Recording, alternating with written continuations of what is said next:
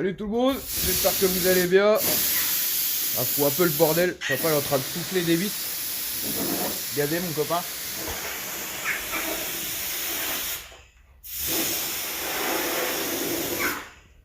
La vis, l'écrou du boulon, monseigneur.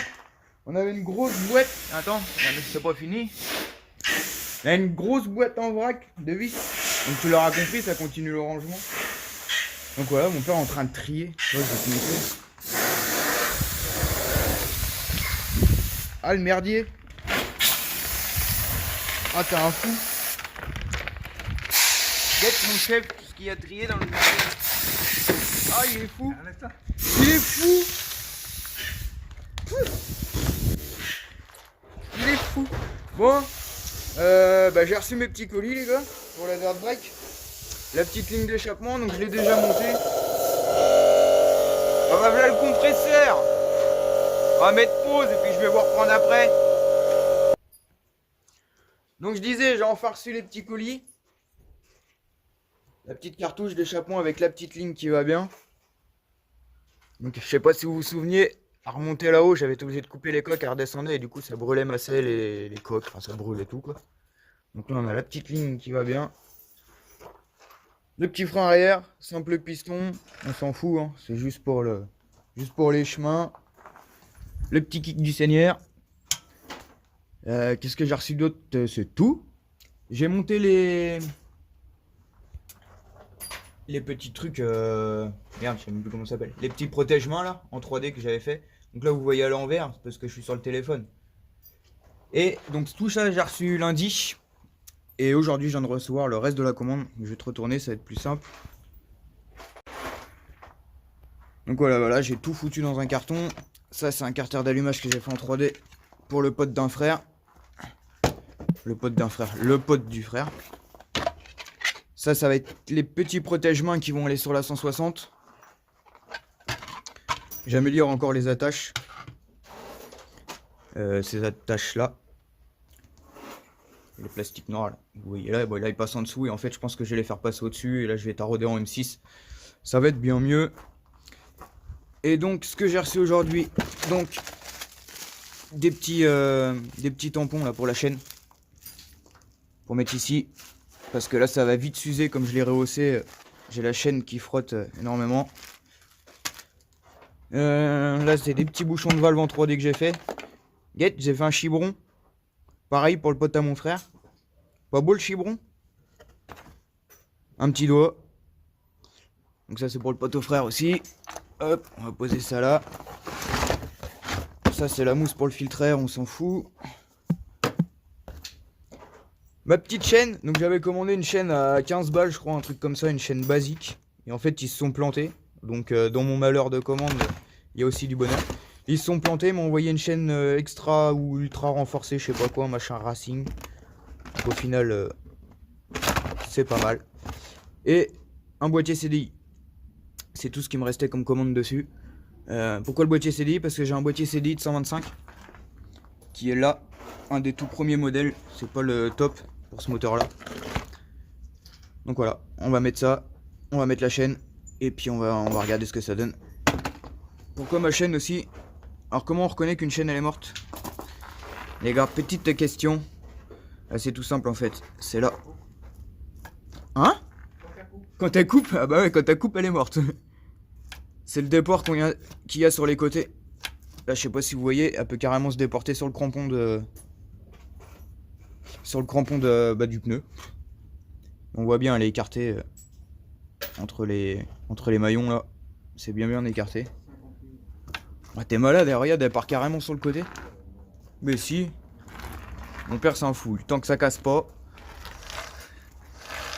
Donc voilà, tout simple pour changer une chaîne, hein. Il y a un attache rapide là, je sais pas où il est. Ah, il est là. On enlève l'attache rapide avec une pince. Crac, on enlève, on met l'autre.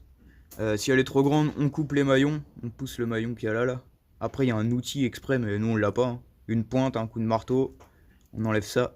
Enfin, remarque, l'autre fois sur la mobilette, on en a chié. On remet l'autre, on remet l'attache rapide et puis voilà, c'est réglé. Je vais pas vous filmer, hein. Je vais brancher le petit CDI aussi, ça pareil, hein. On débranche la cosse, on rebranche une cosse, y a rien de compliqué. Et le vieux filtre à air là que j'avais mis en attendant, de nettoyer celui-là. Donc je vais remettre le filtre à air. J'ai monté un PE28 aussi, un Keying là, je sais pas quoi là. J'ai enlevé le PWK qu'il y avait dessus parce que c'est le PWK du Spitro. Et comme vous le savez, le Spitro va retourner bientôt. Les beaux temps arrivent, donc on va essayer de se refaire ça. Donc voilà, j'ai remis un PE28 simple dessus. Je vois pas trop la différence, à part que ça se règle beaucoup plus facilement. Donc là il est pas encore réglé mais ça démarre. Donc voilà les gars, je branche le CDI, j'arrache la chaîne de là-dedans, je change la chaîne et on regarde ce que ça donne. Bon bah comme jamais tout se déroule comme prévu, j'ai ma couronne de derrière, c'est pour une chaîne de 428 et j'ai une chaîne de 420 avec un pignon de 420. Donc en fait il faut que je change ma couronne derrière. Donc heureusement j'ai une autre couronne, donc on va remplacer la couronne tout simplement. J'ai une dent en moins sur celle-là, ou deux dents. On verra bien ce que ça donne. Ouais, je démonte. Bon, mon chef, on a remis le petit filtre à air. Tranquille, on a branché le nouveau CDI, je l'ai mis là comme ça avec un Riesling ou un Colson. Pour ceux qui disent Colson, comme ça il n'y a pas d'histoire. La petite chaîne avec la nouvelle couronne, enfin c'est l'ancienne, c'est une vieille. Je sais pas c'est quoi trop la différence entre une 420 et une 428. Je sais que c'est la largeur. Après est-ce que c'est plus solide ou pas? Je pense hein. Je pense comme les couronnes elles sont plus larges, je pense que ça s'use moins vite. Enfin bref voilà, c'est changé. Ça marche nickel. Je l'ai démarré, elle démarre, ça tourne vachement mieux avec le CDI. Avec le nouveau CDI. Je vous ferai une autre vidéo sur terrain.